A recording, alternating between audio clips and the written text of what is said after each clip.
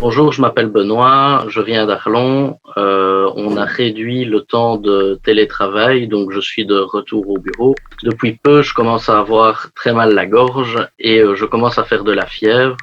Est-ce que je dois me faire dépister ou est-ce que je dois rester en quarantaine à la maison? Santé, bonjour!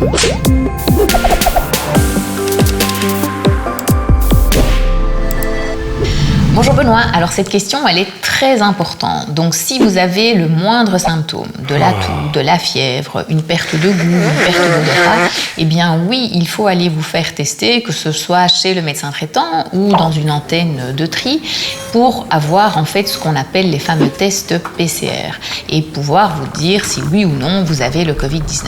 Alors pour expliquer ce qu'est le test PCR, eh bien je vais passer la main à mon collègue, le docteur Jean Ruel. Bonjour Benoît. La PCR, c'est une technique de laboratoire très répandue, tant en diagnostic qu'en recherche. Ça a d'ailleurs valu le prix Nobel à celui qui a mis au point cette technique à la fin du XXe siècle. Merci beaucoup. Qu'est-ce qu'on va faire concrètement? Eh bien, on va, à partir du prélèvement, extraire le matériel génétique du virus. Donc, il faut savoir que le virus a un petit morceau d'ADN ou d'ARN qui est son code génétique. Pour faire un test PCR, il faut connaître la séquence génétique de ce virus. Une fois qu'on la connaît, eh bien, on peut concevoir des petites amorces qui sont des morceaux de ce génome qui vont nous permettre au laboratoire, dans un petit tube, d'amplifier ce matériel génétique un grand nombre de fois. Donc, on utilise deux amorces et une enzyme qu'on appelle la polymérase. PCR est l'acronyme anglo-saxon de réaction de polymérisation en chaîne. Donc, qu'est-ce qui se passe dans notre tube? Vous allez synthétiser un petit peu en miroir un brin complémentaire d'ADN grâce à ces deux amorces et à votre enzyme. Et puis, on va séparer ces deux brins par de la chaleur et on va recommencer le processus où on synthétise des brins complémentaires. On va avoir une grande quantité d'ADN qui va finalement pouvoir être détectée. On va même pouvoir dire combien il y a de molécules d'ADN grâce à des marqueurs fluorescents. Donc, en résumé, si au départ du prélèvement, vous aviez du génome viral, on va pouvoir l'amplifier et le détecter. La PCR sera positive. S'il n'y avait pas d'ADN, s'il n'y avait rien, on n'a rien amplifié et donc le résultat sera négatif. Très bien, merci. Et qu'est-ce que je fais si le test est positif? Alors Benoît, si votre test est positif et que donc vous faites le Covid-19, eh bien ce qui est important déjà de savoir, c'est si vous vous sentez bien, si vous n'avez pas de critères d'hospitalisation.